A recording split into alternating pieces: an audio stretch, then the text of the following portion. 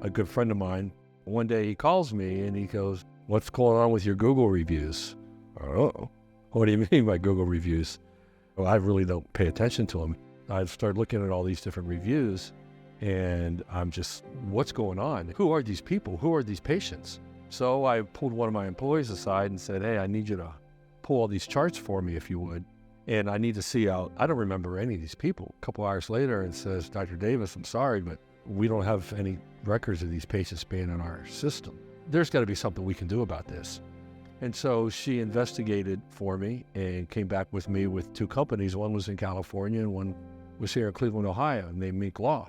We'll figure out where these reviews came from. If we have to, we'll subpoena Google and we'll find out where they came from. I went, wow, that's pretty cool. And then once we learned who the person was, Minc Law filed a formal lawsuit against them for punitive damages. And we demanded that they take those reviews down. It was really interesting to watch. As the evening progressed, my Google review number went from 3.8 to 4.0. My reviews went up. They seemed to care. They didn't overpromise, and they said they would do their best to get the answers that I was looking for. They delivered what they said they would, and we made a wrong right. And that was the most important thing to me.